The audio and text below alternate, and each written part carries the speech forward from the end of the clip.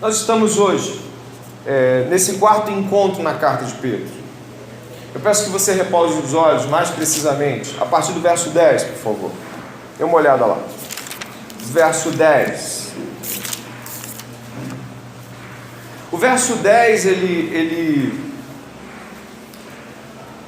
na verdade, ele explica, ele aponta para a realidade que nós tivemos em encontro anteriormente. Ou seja, o verso 10, ele dá continuidade àquilo que já foi visto.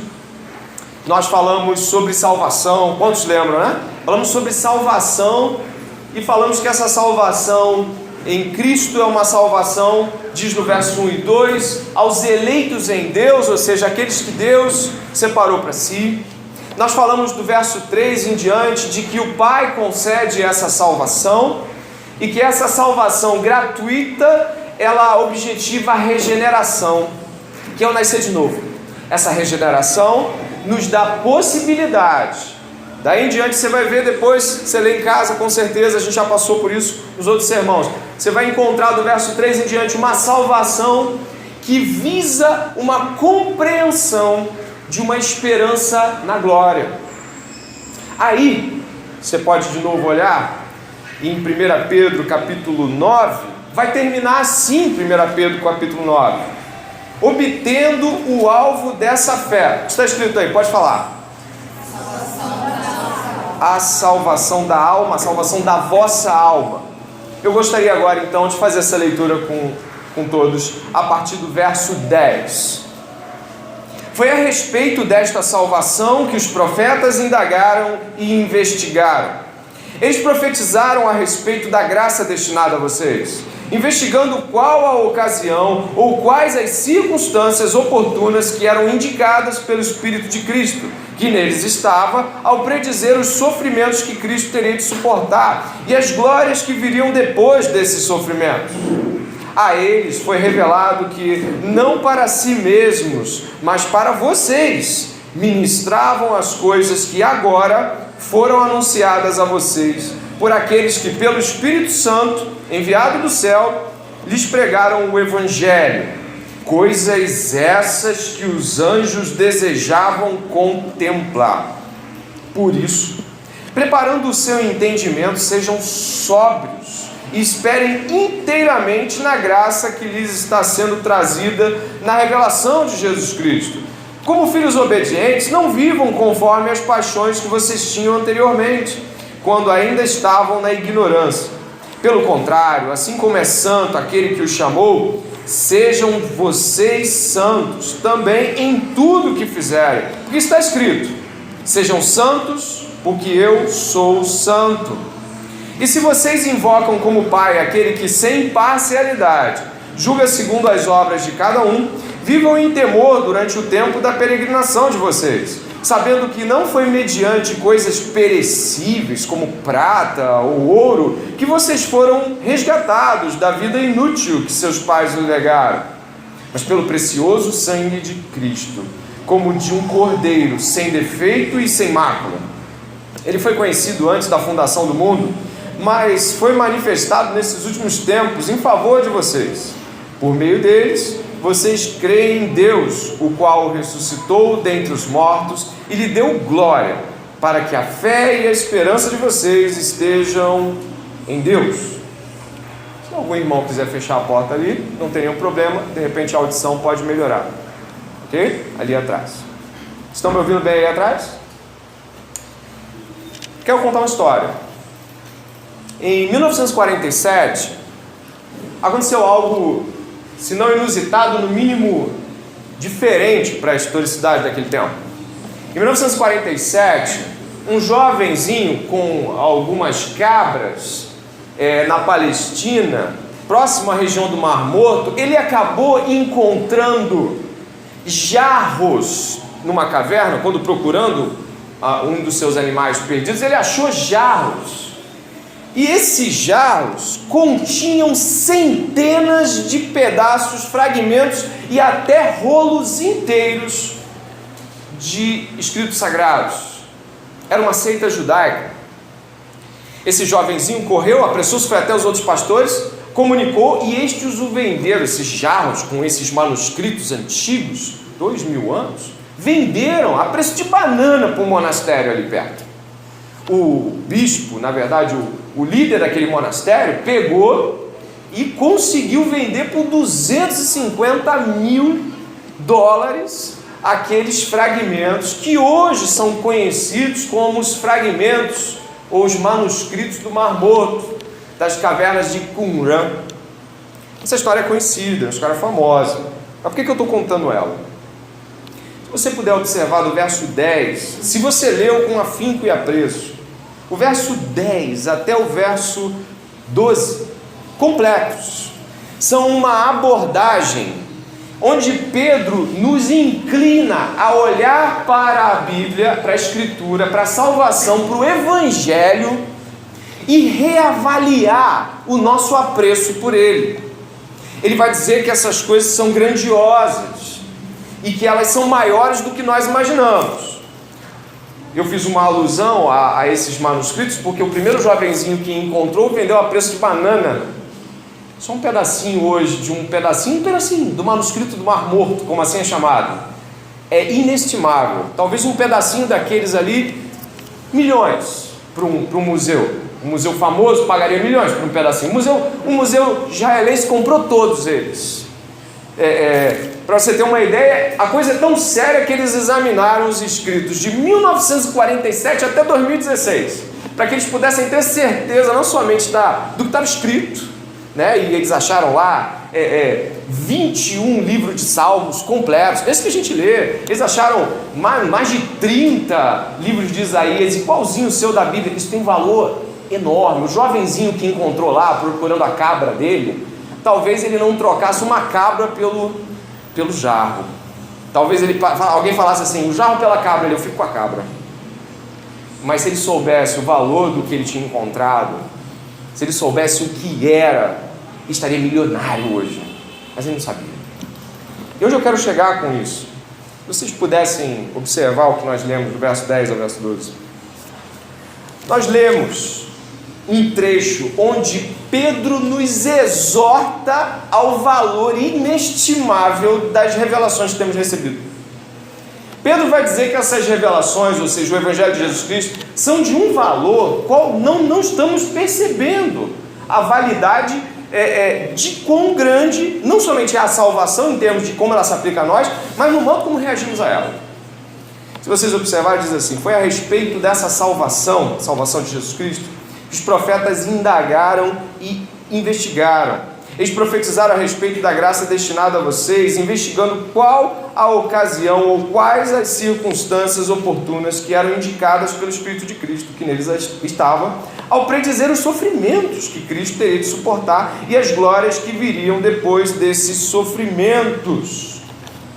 Nesse momento aqui, Pedro está dizendo que os profetas a qual nós tanto prezamos, Isaías, Malaquias, profetas maiores, profetas menores, aí eu incluiria citações como de Abraão ser um profeta de Deus e prefigurar o próprio Pai, o Filho, o Espírito Santo na sua genealogia, Moisés, Daniel e todos os profetas. Eles passaram a vida inteira examinando em quais circunstâncias, de que modo e como o Messias se revelaria. Eles gastaram suas vidas debruçando-se diante das revelações que eles já tinham até ali. E eles viveram essa realidade intensamente. E algumas coisas aqui são muito interessantes. E aí eu vou remontar mais uma das cavernas de Qumran. Eles acharam vários manuscritos, mais ou menos mais de uns 20, onde dizia que havia no século I, que é precisamente o tempo onde esses manuscritos foram escritos, entre o século I antes de Cristo e o século I depois de Cristo, ou seja, no tempo onde Jesus viveu. Esses manuscritos continham afirmações quase que precisas, dizendo assim: acreditamos que é neste tempo que o Messias vem. Eles acreditavam, esses manuscritos, que o Messias viria iminentemente naquele tempo, o que combina claramente com Lucas capítulo 3, verso 15, onde João Batista ele é meio que questionado: você é o Messias? Você é o profeta? Quem é você? Eles estavam num tempo de efervescência messiânica. Eles acreditavam que o Messias viria.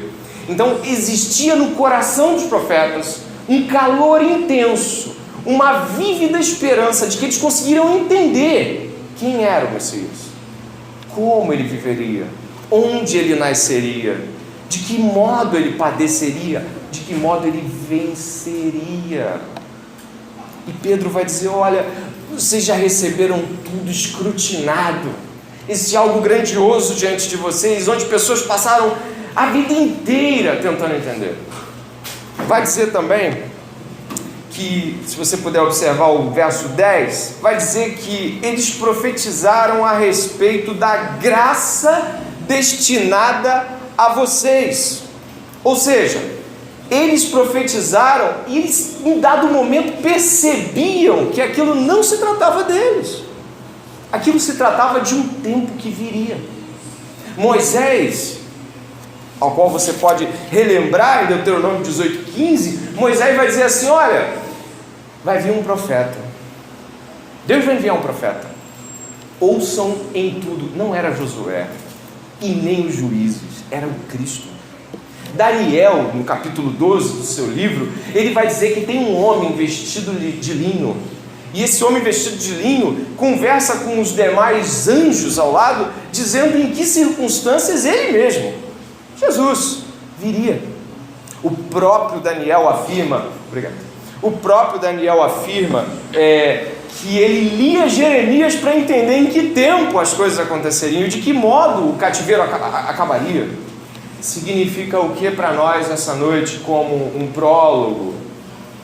Significa que nós estamos talvez relaxadamente vivendo, e em detrimento a toda a revelação que os homens de Deus tiveram que labutar para entender diante da própria presença do Deus vivo, nós olhamos para um texto bíblico e lemos como se fosse uma página de jornal. Mas parece que Pedro está nos puxando uma orelha muito severamente, dizendo assim: talvez vocês não tenham noção do valor que essas coisas têm. Ele vai adiantando-se nesse processo. Ele vai vendo no verso 11 que havia uma investigação grandiosa acerca de em quais circunstâncias esse Messias viria.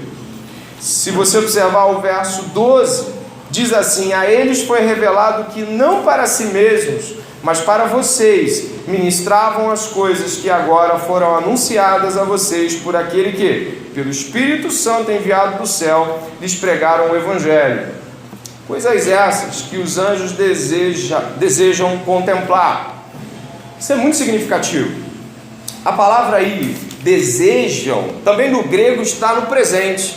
Significa que os anjos, enquanto Pedro estava escrevendo a sua carta, os anjos desejavam e ainda desejam entender a grandeza da salvação revelada em Cristo Jesus.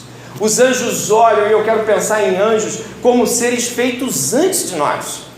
Eles estão na eternidade passada e continuam na eternidade presente, olhando e dizendo: isso é grande. Os anjos admiram a salvação. Os anjos tentam entender a magnitude da salvação. E nós a achamos comum. Nós, na verdade, temos uma atitude extremamente até arrogante diante da salvação. Nós dizemos: você é salvo por Jesus, eu sou salvo por Jesus. Passa para a próxima pergunta. Não, isso não move. A salvação parece ser comum. Pedro está aqui lutando contra uma tendência humana muito simples, mas muito caída e feia. Nos entusiasmamos, e depois do entusiasmo achamos comum, e depois desprezamos. É a tendência comum caída humana. Entusiasmo, excitação, é legal, e depois o desprezo. Em Hebreus nos exorta, o livro de Hebreus, o autor de Hebreus nos exorta que não desprezemos tal grande salvação. A gente não negligencie ela no tempo que se chama hoje. E onde eu chego com isso?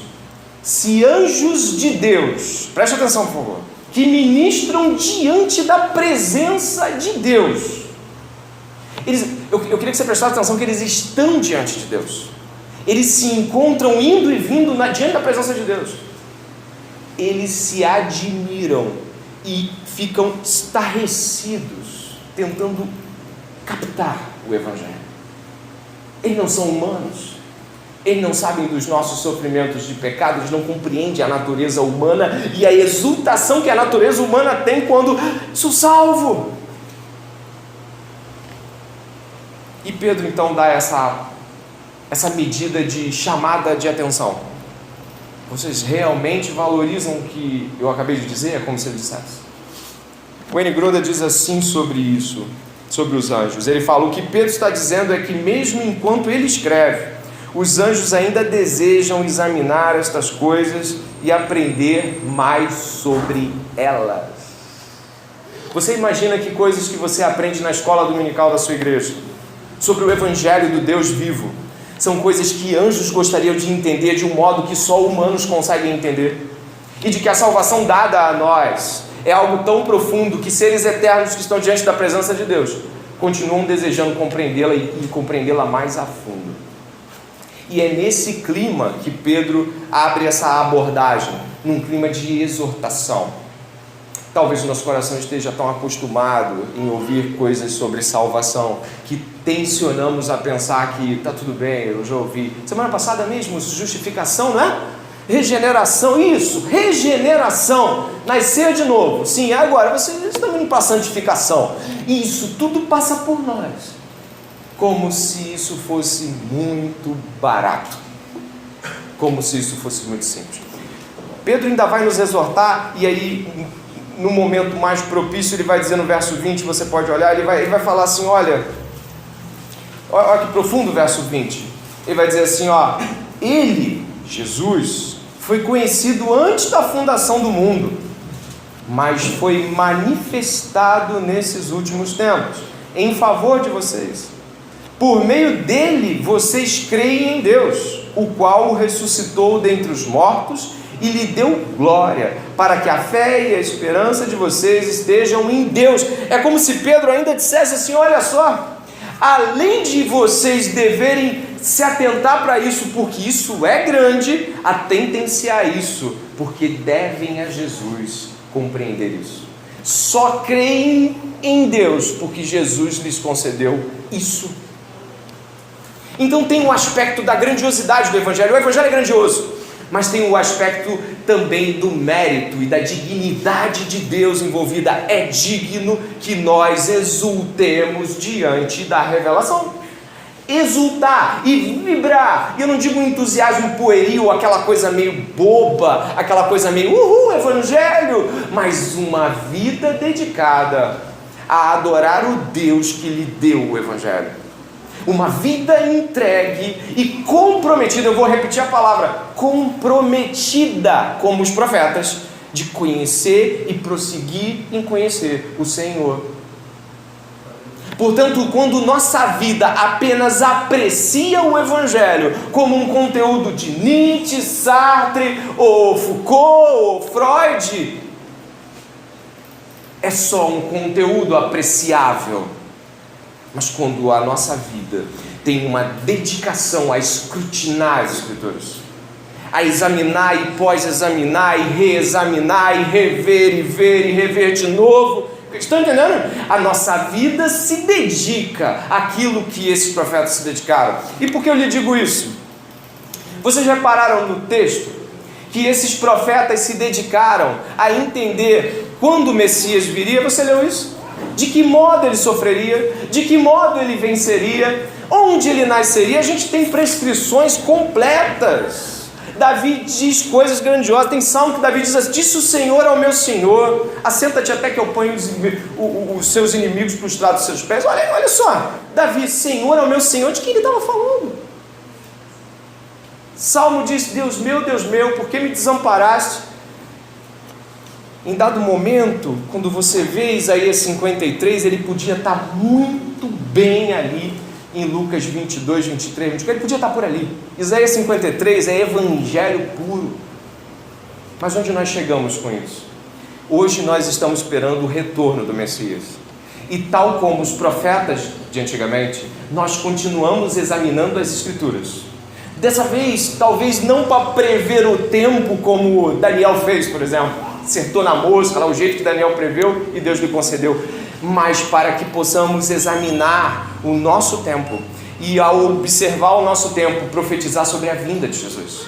E eu vou me arriscar a dizer que talvez venhamos a profetizar sobre a segunda vinda de Jesus, porque talvez não venhamos a vê-la, e vamos, assim como esses homens, talvez morrer sem ver. Mas por que eles profetizavam? Porque eles queriam que as próximas gerações se tornassem esperançosas quanto às realidades de Deus. Portanto, quando estamos diante do Evangelho de Jesus Cristo, nós temos o compromisso de apreendê-lo, de guardar a palavra no coração para não pecar contra ele, sim. Nós temos o compromisso de exultar diante disso. Nós temos o compromisso de aprender, e como diz Oséias, continuar conhecendo. E temos o compromisso de profetizar. Diz Joel e Pedro replica dizendo: vossos filhos e vossas filhas profetizarão. Nós somos os anunciadores. Os profetas desse tempo são aqueles que continuam examinando as Escrituras e apontam para o retorno do Messias. É um compromisso que só pode ser feito em meio a uma valorização extrema. E aí Pedro diria: os anjos gostariam de entender o que vocês entendem. Os anjos gostariam de estar escrevendo esta carta, mas foi dado a nós. A palavra desejada ali, em grego, é uma palavra forte, epitêmio, é mais ou menos alguma coisa do tipo, no presente, examinar e examinar com toda a intensidade. O anjo queria chegar, sentar com você do lado da Bíblia e falar mais ou menos como aquele homem eunuco do lado de Filipe: me fala o que está acontecendo, mas me explica como você se sente quando você é salvo. Imagine um anjo, se pudesse haver hipoteticamente uma cena como essa, ele se sentasse: como vocês se sentem diante de algo tão grandioso? Vocês sabiam que ele estava lá quando ele nos criou e que ele era glorioso e ele entrou no corpo de vocês? E eu imagino um anjo olhando e dizendo: por que vocês não vibram? Por que vocês não falam mais sobre isso? Por que vocês não ficam mais com a Bíblia e... Não sei como anjos são em termos sentimentais, mas eles desejam intensamente entender aquilo que foi confiado a nós. Portanto, que essa noite, diante daquilo que vai ser lido e vai ser examinado, examine o seu coração, se o meu e o seu coração estão de fato exultantes quanto à salvação, se eles estão entregues quanto ao compromisso de profetizá-la diante das próximas gerações, para que quer seja agora, quer seja daqui a 1000 anos, quando Jesus voltar, nós tenhamos hoje um compromisso com a profecia de que Jesus voltará. Jesus voltará. Amém? E é nesse espírito que nós começamos a olhar para o texto de hoje. Gostaria que você pudesse continuar observando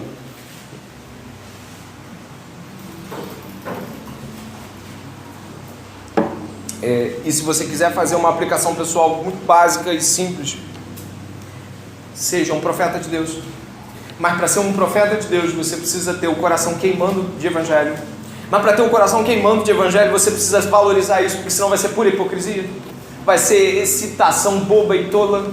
Então, para valorizar isso, você vai ter que se aprofundar na busca por isso. Significa que um aprofundamento, um observar e viver observando atentamente, valorizando e meditando sobre essas coisas e profetizando sobre elas, é o que Pedro espera de todos nós. Gostaria de poder ir contigo no verso 13. O verso 13, ele dá continuidade, só que agora em uma palavra que no grego, talvez algumas das Bíblias de vocês possam ter essa palavra. A minha está por isso, talvez outras Bíblias possam ter portanto. Por isso, portanto, Pedro vai dizer que diante de tal revelação, o efeito imediato de quem reconhece as grandezas do Evangelho e é grato pela sua salvação qual é o efeito imediato? O que é esse portanto? Esse portanto aponta para uma reação humana justa diante da revelação do Evangelho. Aponta para cingir os lombos. Quantas Bíblias estão em cinge os lombos? A sua está? A minha está preparar o seu entendimento, mas eu acho que cingir o lombo vai fazer mais sentido se a gente explicar. As roupas antigas dos homens orientais da Palestina, eles tinham um manto que caía pela perna e podia lhes atrapalhar caso fizessem movimentos mais rápidos ou bruscos. Então, ao cingir os lombos, eles puxavam a parte mais rebaixada da sua roupa e jogavam-lhe entre as pernas, amarravam na cintura e se punham a correr ou andar mais apressadamente. Era cingir os lombos. Cinge os lombos, você vai se apressar, você vai ter de correr. Pedro então diz o seguinte aqui para nós: diante do que vocês acabaram de entender, se apressem agora com a preparação do seu entendimento. Seu entendimento vai ter de ir mais rápido, você vai ter de se dedicar mais rapidamente a esses conteúdos que você tem que aprender da Bíblia. E ele vai continuar falando essas coisas, essa compreensão de urgência. Ele vai dizer assim: sejam sóbrios. Você achou isso aí? Sejam sóbrios. Em nenhum momento aqui Pedro está falando de bebida. Então por que ele vai entrar com um termo que me parece ser muito ligado à bebida? Sejam sóbrios aqui não tem uma aplicação única ou propriamente exclusiva de embriaguez. Aqui a aplicação é mais ou menos como tenham um controle mental, impedindo que qualquer indolência intelectual os proíba, os induza a não entrar totalmente na proposta que lhes assinalei acima. Pedro está dizendo aqui, não deixe que nada os afete na compreensão do Evangelho. Não deixe que nada deixe vocês um pouco sonolentos nisso. Sejam vigilantes, sejam sóbrios, observem se tem alguma coisa tirando vocês do Evangelho, se tem alguma coisa tirando vocês da compreensão total dessa revelação. Então Pedro está dizendo: sejam sóbrios, preste atenção, coloque-se numa posição onde tem algo te desviando desse foco, se aprume. E vai dizer o ponto seguinte, esse lindíssimo, dá uma olhada por favor: e esperem inteiramente na graça que lhes está sendo trazida na revelação de Jesus Cristo. Esperar inteiramente na graça. Que tipo de compreensão se tem ao se esperar inteiramente na graça? A graça, o favor de Deus para pecadores como nós, ou seja, a boa vontade de Deus estendida para nós. Como assim esperar inteiramente na graça? Será que eu me sento, sigo a vida e espero na graça? Quando alguém me pergunta como é que estão as coisas, Deus está no controle. Você já ouviu essa frase? Já foi por isso? Você está lá sofrendo, está ansioso, está cheio de problema. Certamente se alguém chegar ali perto, você explode. E aí numa tentativa pacificadora você diz: Deus está no controle. Placa de caminhão isso, né? Deus está no controle. Só que não é isso esperar inteiramente na graça. Esperar inteiramente na graça significa redirecionar toda uma vida de escolhas éticas, sentimentais, profissionais, que repousam sobre a graça. Significa que a vida é redirecionada, ressignificada para a graça de Deus. Ela não é uma vida de, deixa Deus estar no controle. Não é isso. É uma vida onde, a partir de uma compreensão do Evangelho, a graça de Deus, a vida é ressignificada. E não é sobre ficar parado esperando. Não é nada sobre isso. É sobre esperar do modo da graça. Eu gostaria de convidar a Mateus, capítulo 6, verso 19. Jesus tem um modo de nos dizer como esperar na graça que deixa pessoas atordoadas. Já fiquei muito perturbado diante desse texto, porque para um pecador como eu, talvez eu pense que ele é alguma coisa como não se desespere e fique aí meditando, mas não é isso. Mateus capítulo 6, verso 19, começa uma explanação sobre uma vida na graça. Diz assim, Mateus 6, 19: não acumulem tesouros sobre a terra, onde as traças e a ferrugem corroem, e onde ladrões escavam e roubam. Mas ajuntem tesouros no céu, onde as traças e a ferrugem não corroem, e onde ladrões não escavam nem roubam. Porque onde estiver o teu tesouro, você pode completar para mim? Aí estará também o seu. Primeira redireção que a graça de Jesus Cristo nos propõe: você já não espera que o que tem valor nesse mundo tenha valor para Deus. O coração é redirecionado para que o que tem valor comece a ter valor, porque Deus diz que tem valor. E o verso 25 deixa as coisas ainda mais intensas. Por isso digo a vocês, Não se preocupem com a sua vida quanto ao que irão comer ou beber, nem com o corpo quanto ao que irão vestir. Não é a vida mais do que o alimento? E não é o corpo mais do que as roupas? Observem as aves do céu, que não semeiam, não colhem, nem ajuntam em celeiros. No entanto, o Pai de vocês, que está nos céus, as sustenta. Será que vocês não valem muito mais do que as aves? Quem de vocês, por mais que se preocupe, pode acrescentar um côvado ao curso da sua vida? E por que se preocupam com o que vão vestir? Observem como crescem os lírios do campo. Eles não trabalham nem fiam. Eu, porém, afirmo a vocês que nem Salomão em toda a sua glória se vestiu como qualquer deles. Ora, se Deus veste assim a erva do campo, que hoje existe e amanhã lançada no forno, não fará muito mais por vocês, homens de pequena fé? Portanto, não se preocupe dizendo: que comeremos, que beberemos, ou com que nos vestiremos? Que os gentios é que procuram todas essas coisas. O Pai de vocês, repare a palavra, o Pai de vocês, que está no céu, sabe que vocês precisam de todas elas. Mas busquem em primeiro lugar o reino de Deus e a sua justiça, e todas estas coisas lhes serão acrescentadas. Portanto, não se preocupem com o dia de amanhã, pois o amanhã trará os seus cuidados. Basta ao dia o seu próprio mal.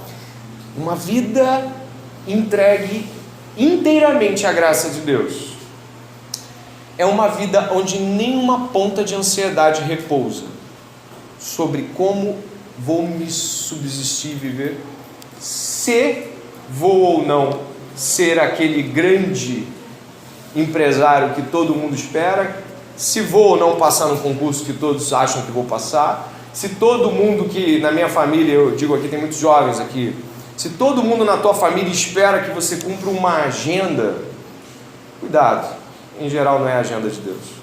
Se o governo espera que você seja bem sucedido para ajudar as contas públicas no futuro, certamente o governo não tem uma agenda de Deus para você. Quando nós falamos em esperar inteiramente na graça de Deus, é porque as ansiedades referentes a tudo que é temporal repousam em Deus. E nenhuma delas pode fazer valer um pouquinho da sua preocupação que lhe roube a sobriedade em dedicar-se ao Evangelho. Essa sobriedade, aquela que a gente pensou juntos ali, é uma sobriedade que advém de alguém que entregou suas ansiedades em Cristo e não tem mais sobre si cuidado algum. Jesus está falando: eu cuido de pássaros, eu cuido de plantas, eu cuido do mundo, você vale mais que o mundo para mim. Portanto, quando nós estamos diante da graça, ela só é de fato inteiramente graça para nós quando as ansiedades são esmagadas pelo supremo peso da glória de Deus em nossas vidas. Então, se cremos na graça, nós travamos uma batalha contra a ansiedade e a ansiedade é derrotada. Se cremos na graça de Deus e inteiramente cremos na graça de Deus, aí sim nós revelamos que valorizamos o Evangelho de Jesus Cristo, porque o Evangelho de Jesus Cristo é o Evangelho da graça, é o Evangelho que sustenta tudo. E ele não para. Mas antes da gente voltar para Pedro, eu queria pensar em um homem muito conhecido. Ele, no século XIX, teve uma vida incomum, pelo menos incomum para a maior parte de nós. O nome dele é George Miller. Ele, sozinho, ou a maior parte da vida sozinho, com poucos colaboradores, só na metade ou no fim do seu ministério ele conseguiu colaborações humanas mais expressivas. Ele ajudou 10.024 órfãos, esse mesmo, ele anotou. Ele criou 117 escolas cristãs. Ele ajudou nessas escolas cristãs 120 mil crianças no século XIX na Inglaterra. Ele montou um orfanato, Ashley Down, em Bristol, e esse orfanato era incrivelmente milagroso. George Muller, por vezes, não tinha o que dar de comer a essas crianças. E ele pedia que elas colocassem os talheres e os pratos do café da manhã sem ter um pãozinho sobre a mesa. Ele esperava inteiramente na graça de Deus. Ele esperava que a graça viesse e fizesse aquilo que a graça faz. E a porta, geralmente, era alcançada, a porta da frente do orfanato. muitas vezes ela era aberta, não havia ninguém, e comida, e pão, e leite. Ele colocava as crianças para agradecer a refeição antes dela chegar.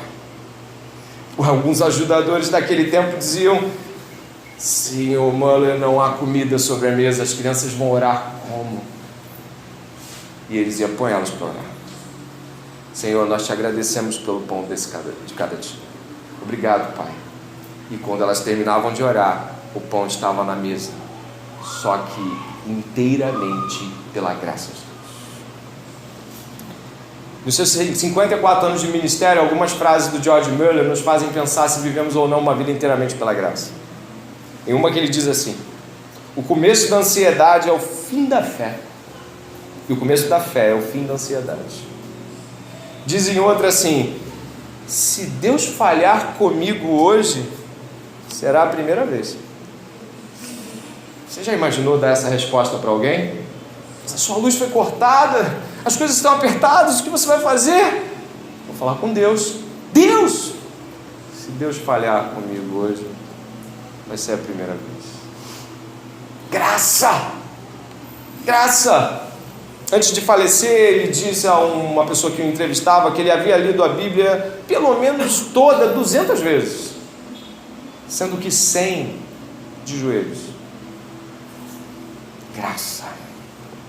Pedro está evocando as mais profundas afeições do povo de Deus, dizendo: confiem inteiramente na graça do Evangelho de Jesus Cristo. Você confia na graça do Evangelho? Você tem crise de ansiedade? Por mais que seja uma pergunta retórica, eu sei que você está respondendo aí. De que modo você fica quando é pressionado a ser o que as pessoas esperam? De que modo você fica quando é pressionado a ser de acordo com a economia ou a idade que você tem, e a idade que você tem era para você ter mais do que você tem? É para você ser mais do que você é. Era para você já ter casado. Era para você. E aí as demandas desse mundo que passam como erva murcham, roubam a fé e a confiança na graça de Deus. E eu pergunto: tu tem essa ansiedade? Se tu valoriza o Evangelho, e eu espero que todos nós hoje tenhamos um compromisso em, se não fazemos, começarmos a fazer. Entregamos a ansiedade e confiamos em Jesus Cristo inteiramente. Pedro aplica à vida uma graça que só é possível se for totalmente. A graça de Deus não é tal coisa que eu consiga experimentar e reconhecer quando eu a experimento apenas brevemente.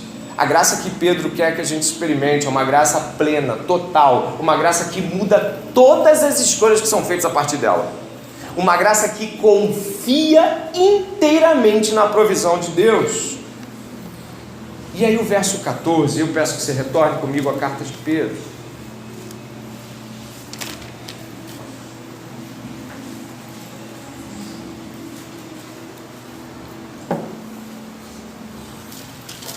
O verso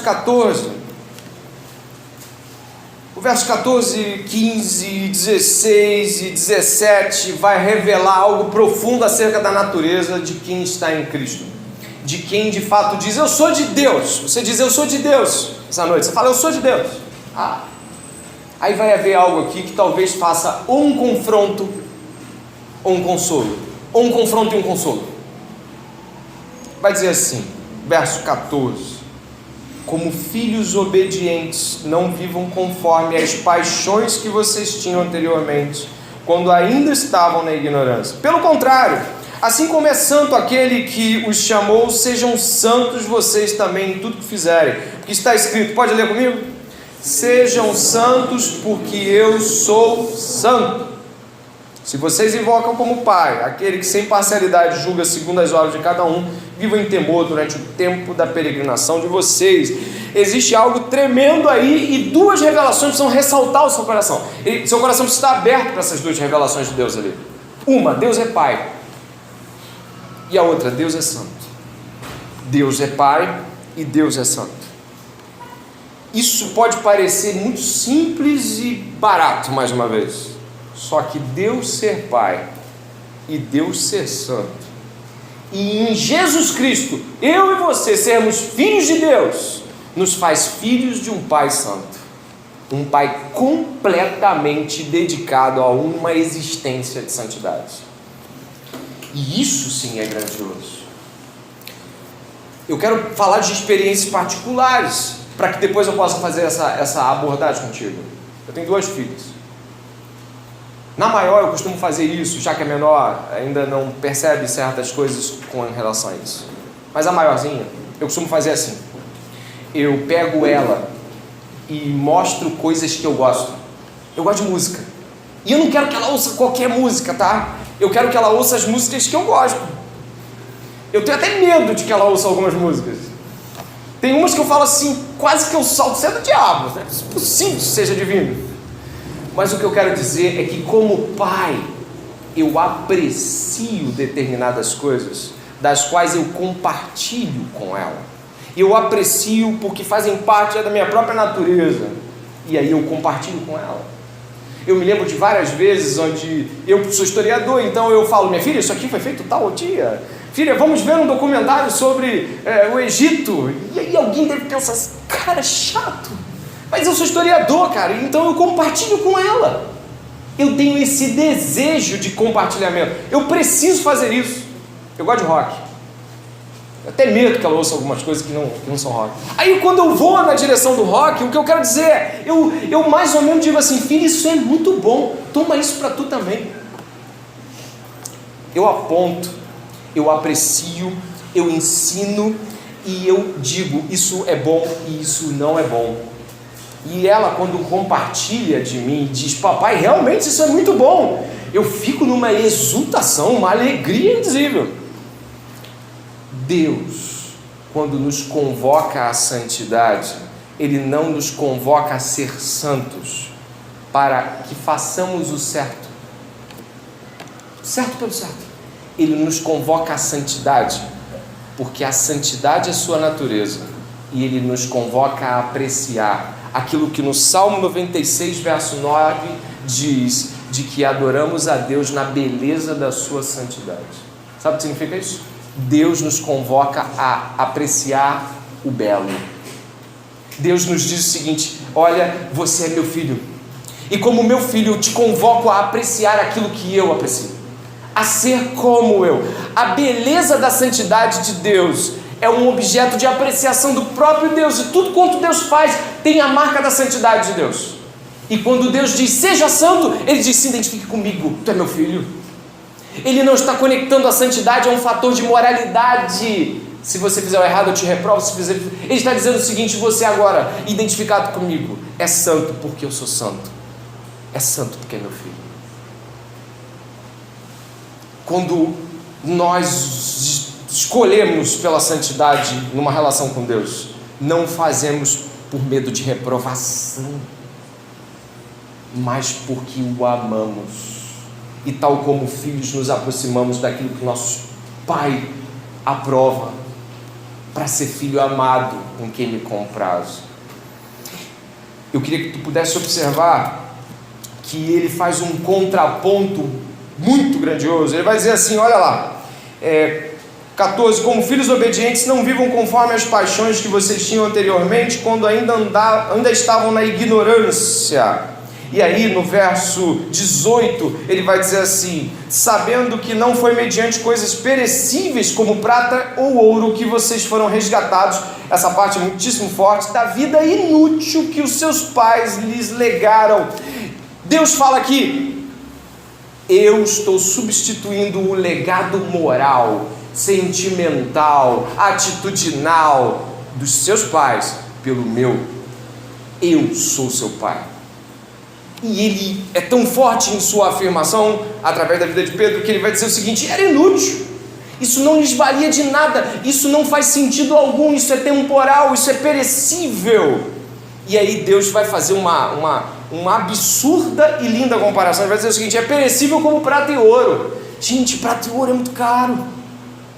Mas ele vai dizer o seguinte, pega o que vocês acham que tem mais valor, prata e ouro. Pois é melhor que prata e ouro. O que seus pais relegaram, pode botar seus pais, prata e ouro e tudo que eles disseram para vocês. O que eu tenho para vocês em termos de vida comigo é infinitamente superior. O verso 14 vai dizer que as nossas escolhas antes de Deus eram escolhas ignorantes, paixões tolas. Quando nós nos relacionamos com Deus e com a santidade de Deus, nós nos relacionamos com Deus porque o amamos. Nós nos relacionamos com Deus porque queremos nos parecer com Deus. E santidade, aí eu quero dizer separação, é isso que quer dizer santidade, ser separado, separado para algo, separado para uso, separado para alguém. Quando separados para Deus, nós nos tornamos filhos de Deus e nele nos satisfazemos em termos de santidade.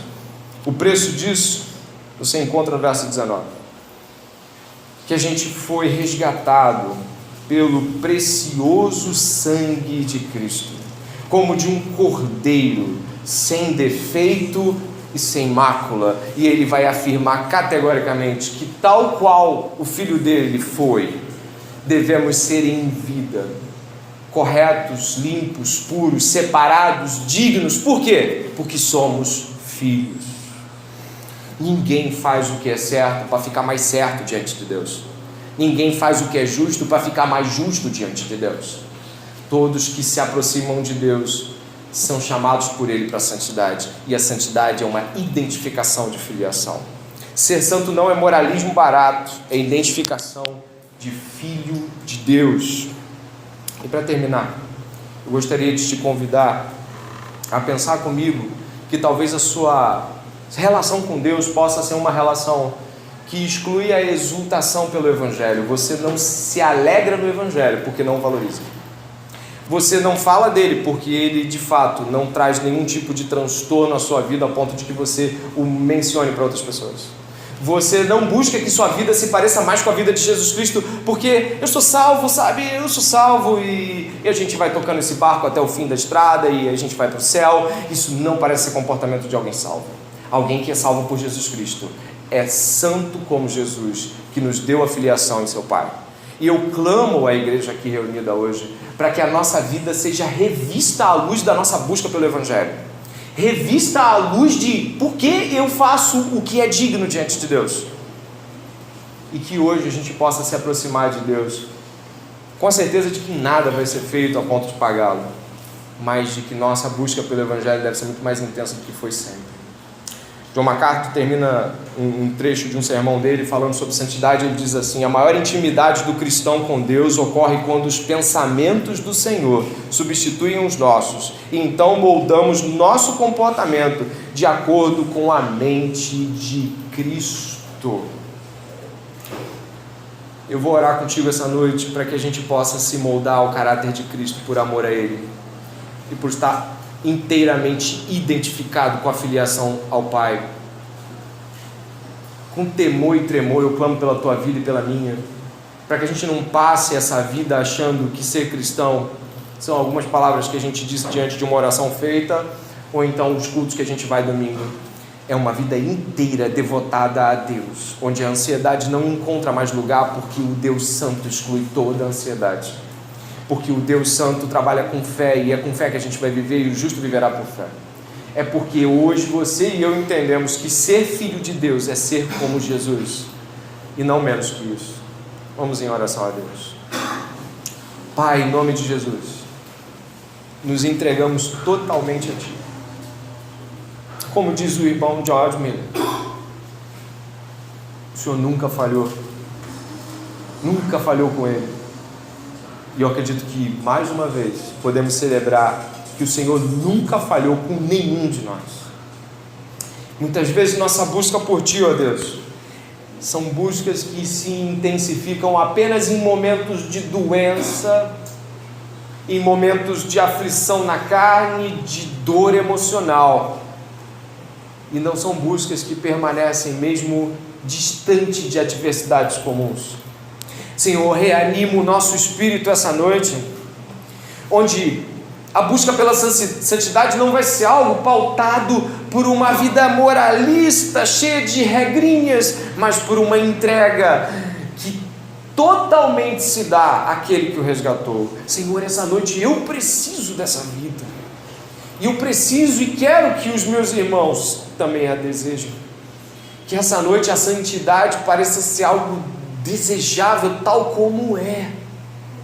que essa noite o nosso coração possa estar entregue em Jesus Cristo, e de tal modo entregue que reveja a vida à luz da graça sustentadora de Deus. Anima-nos essa noite, porque muitas vezes nós caminhamos trôpegos porque achamos que a vida ela é imerecidamente difícil. Só que vida difícil foi a do teu filho, a nossa nem se compara. Que essa noite possamos nos identificar com Jesus Cristo em santidade e buscar a santidade de Deus, porque sem santificação ninguém verá a Deus. Que a beleza da santidade do Salmo, Pai 96, possa ser a beleza a qual desejamos expor. Que o caráter de Deus em santidade seja o alvo de nossas orações nesse momento. E não estejamos meramente ouvindo ou repetindo algumas palavras que aprendemos, mas que a gente possa estar junto, olhando para si, dizendo: eu não sou santo, mas hoje o Senhor colocou em mim o desejo de ser. Perdoa-nos pela negligência na exultação contra o Evangelho, e nos permite essa noite, Pai, nos alinhar com a Tua Palavra e nos conformar, não às paixões desse século, não às dores desse tempo, mas os sofrimentos de Cristo. Obrigado, Jesus, por continuar falando conosco. Obrigado porque imerecidamente o Senhor se achega a nós. Nós não merecemos o Senhor, e essa noite reconhecemos mais uma vez isso. Mas trabalhe em nós uma modificação de caráter na santidade de Deus. Disso exultamos essa noite, em nome de Jesus. Amém. Que o Senhor possa ter falado contigo, que o Senhor possa ter questionado o modo como tu vive, que eu e você possamos olhar para tudo isso que Deus falou e falar: eu não sou assim, mas eu quero ser. Eu desejo essa noite o desejo de Deus. Deus quer que sejamos santos, porque Ele quer identificação filial conosco. Nós estamos convidando cada um de vocês a participar de uma comunhão ali na sala ao lado. Tome um lanche com a gente, fica um pouquinho mais, deixa a gente ouvir o que Deus falou com você também. É um costume nosso perguntar como foi a pregação, então fala aí, como é que foi, como Deus falou contigo, como é que foi o cântico, como é que foi a palavra, em que momento algo tocou seu coração. Você é convidado a ficar um pouquinho mais, e pedimos que o Senhor essa semana possa fazer essa obra de santificação em todos nós. Vamos orar mais uma vez, e eu convido cada um aqui a estar conosco um pouquinho mais. Amém? Senhor, nosso Deus e nosso Pai, sustentador de cada um aqui, nos ajude, Deus, a não nos tornarmos negligentes quanto à palavra que ouvimos. Pelo contrário, Deus, anima o nosso coração e nos projeta na direção do Evangelho. Coloque em nós, Senhor, a certeza que precisamos essa noite, de que Cristo é tudo que alguém pode ter. Senhor, coloque em nosso coração a certeza de que nenhuma das nossas renúncias pessoais foi maior do que qualquer renúncia tua, mas que nossas renúncias podem progredir, que nossas abnegações podem progredir essa noite, que a santidade em Cristo Jesus pode progredir essa noite, e que venhamos, Senhor, olhar para a vida passada e não mais desejar tê-la, olhar para aquilo que foi a nossa vida fútil e ignorante e não desejar mais, porque Cristo é todo e muito mais desejável. Obrigado, Senhor, por cada um de nós que o Senhor trouxe aqui, que o nosso coração possa se alegrar conversando uns com os outros sobre as grandes maravilhas do Evangelho de Jesus Cristo, e que possamos essa semana nos deleitar diante do estudo da Escritura, diante da Bíblia, diante da oração, diante de meditar. Nos ajude, Senhor, a retornar às afeições para o lugar certo. Nos distancie, Pai, de tanto entretenimento e conversas vazias, e nos coloque diante, Pai, do Evangelho conversado, do Evangelho falado, do Evangelho pregado, do Evangelho lido, do Evangelho exultado. Nós te agradecemos e pedimos que o Senhor nos acompanhe durante todo esse tempo. Em nome de Jesus, amém. Uma boa noite a todos, estão todos convidados a estar conosco.